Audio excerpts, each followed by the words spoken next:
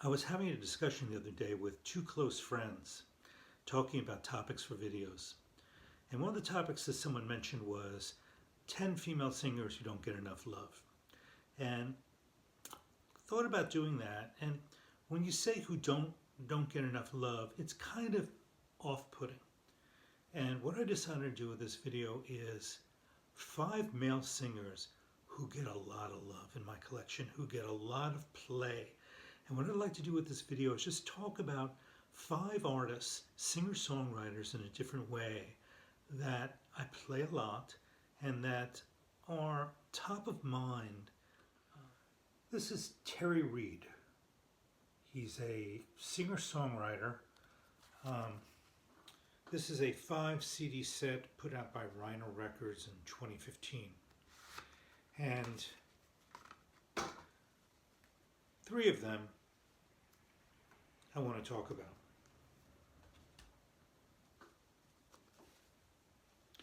This is the first. I hate this. Bang Bang Your Terry Reid. And this was produced by Mickey Most. And he covers Donovan's Season of the Witch. He has songs like, I can't really, Bang Bang, I Shot My Baby Down, which I really like. His second record is, I think it was called This Is Terry Reid. And this was also produced by Mickey Most. This has got Super Lungs, My Super Girl, Silver White Light. I mean, pretty much everything on this record is great.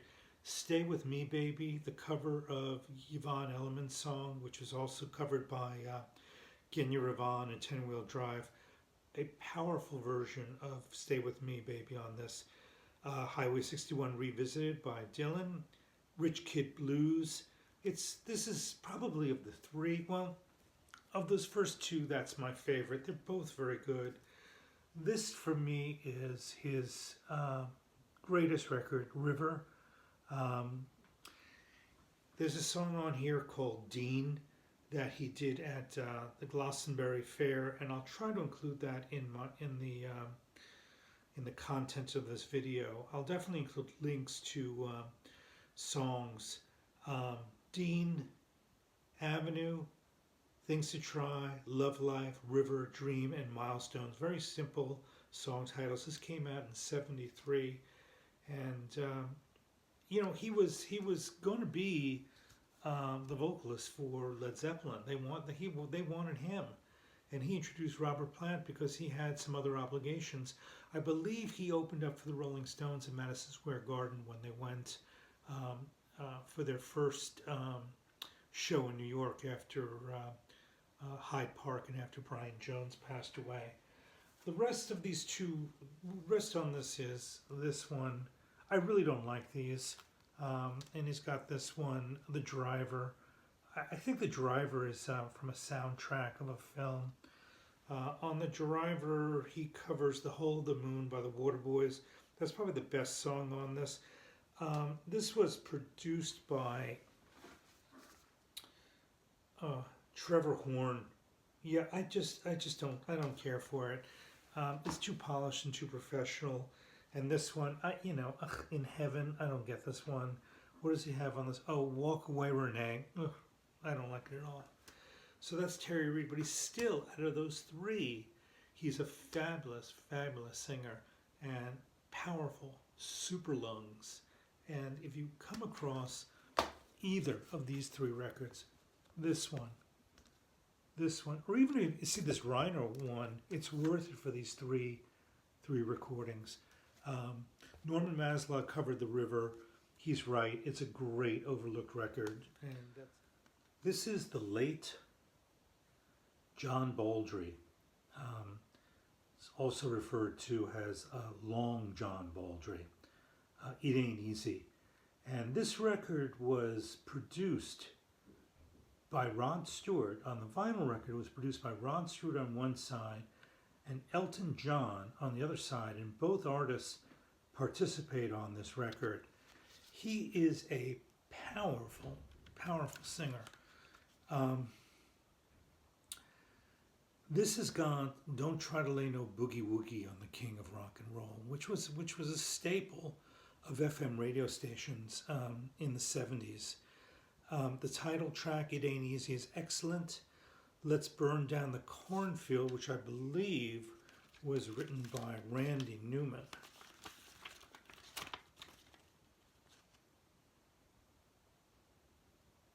Yes, it was.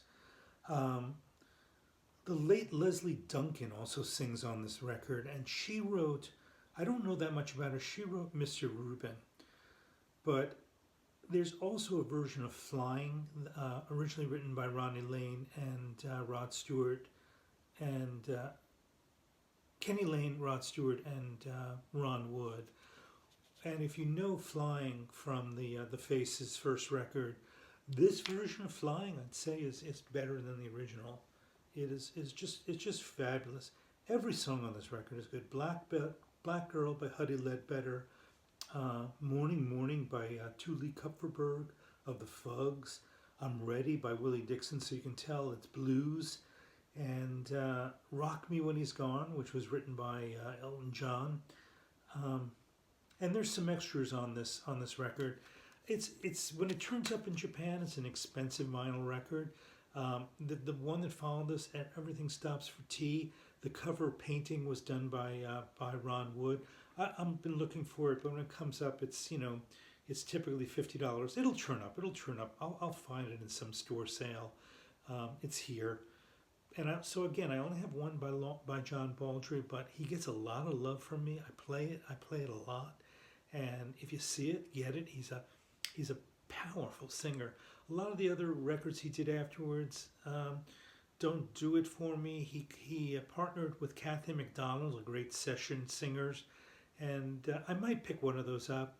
But he's got some other records that are a bit of an embarrassment, kind of period pieces, kind of like what Dexys did later on, and I'll talk about that. So that's it, John Baldry.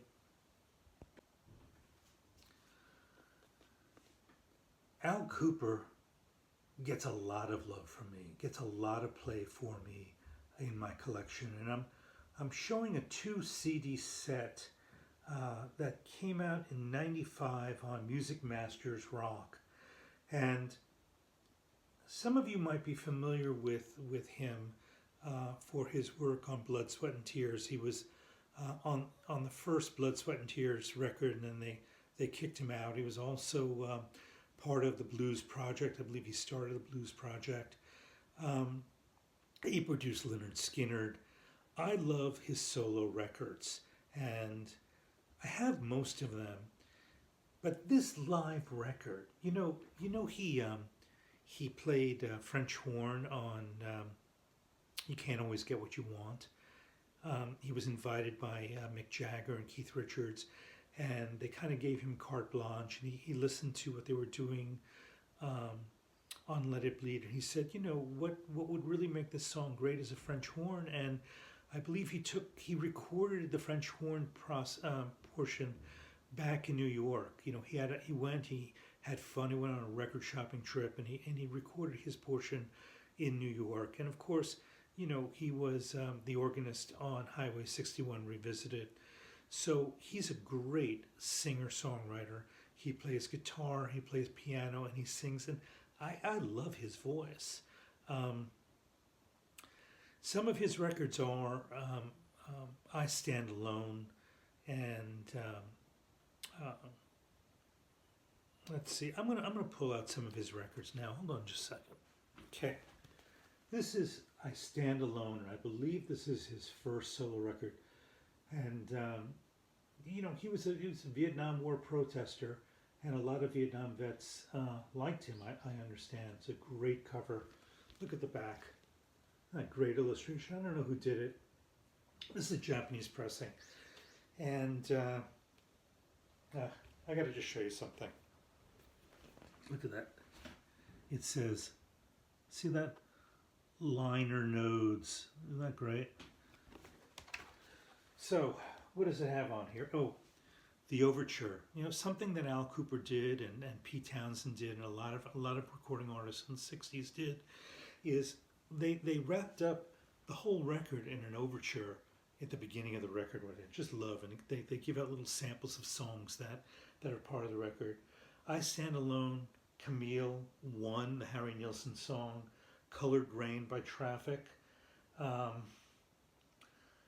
Can Love a Woman, that's one he wrote. Blue Moon of Kentucky by Bill Monroe. I included that in one of my... No, actually, no, I did not. I included... I'll get to that in a second.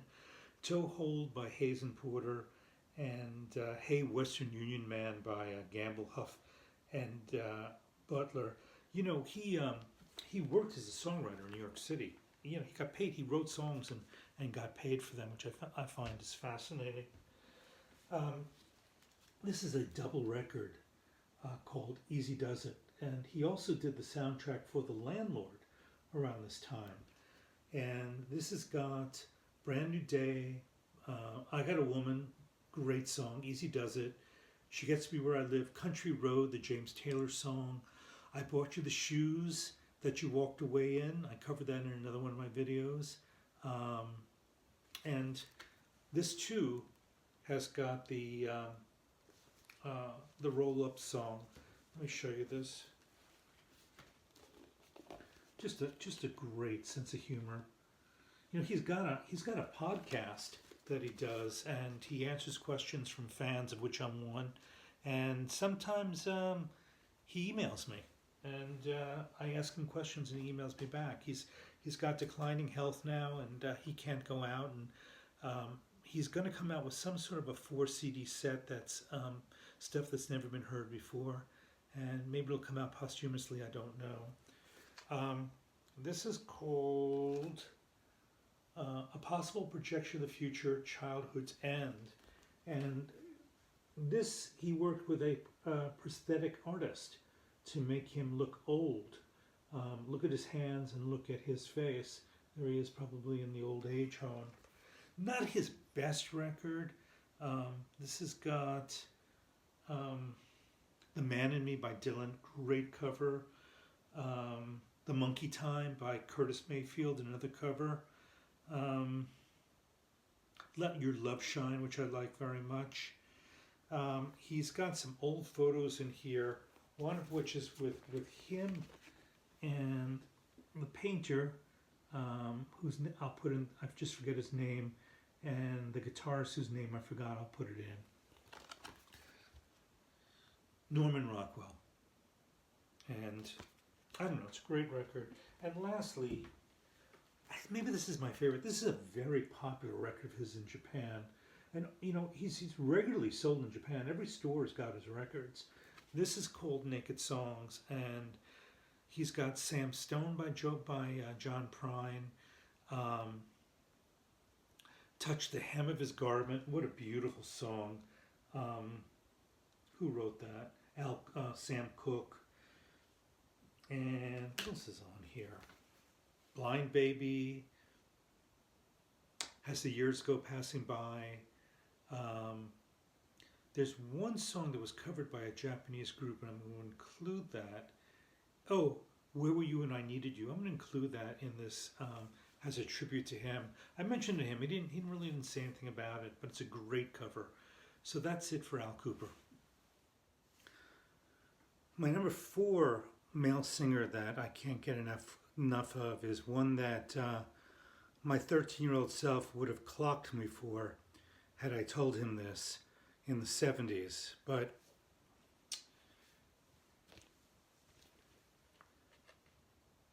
it's Jimmy Hall of Wet Willie. And this is Wet Willie 2, and this is their best record. He sings a version of Shout Bamalama by Otis Redding that, I'm sorry, is better than Otis Redding's version. I've compared the two. It's fantastic. I mean, this is Southern party rock. Little Richard's Keep It Knockin' kicks off side 2, where Shout Bamalama kicks off side 1. And It Hurts Me Too by Elmore James.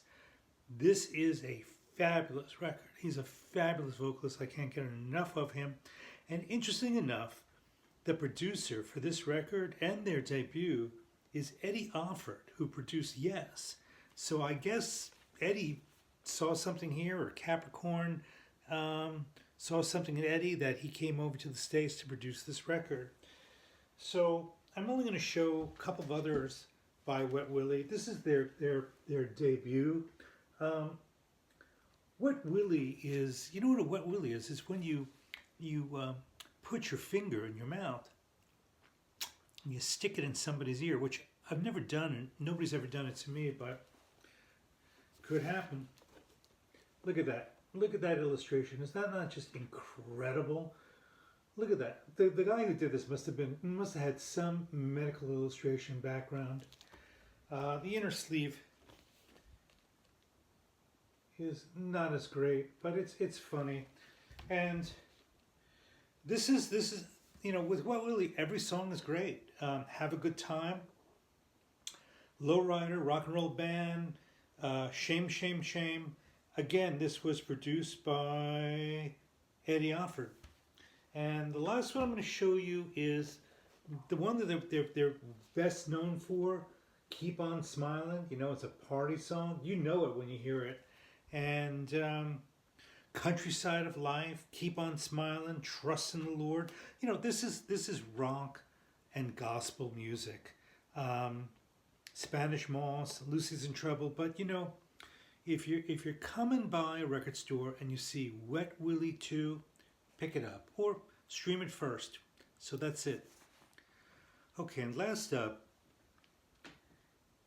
is Kevin Rowland. And this is probably the third time I've covered him, and it's going to be probably the last unless I have something compelling to say. Kevin Rowland does something with his voice that I find fascinating. He uses his voice as a musical instrument. It's something that he does. I hope I can get this put forth on this video. But he does something with his tongue when he sings, and he kind of pulls it back into his mouth. It's almost short in his mouth, and he rolls his voice. He is a unique singer, and he's got a signature to his voice, and that's probably the point of this video, that I can't get enough of when he sings. And if there are fans of Kevin Rowland, I'd love to hear you comment back about this, what he does with his voice that is so unique. So Kevin Rowland, Dexy's Midnight Drummer, is one of my 5. Thank you.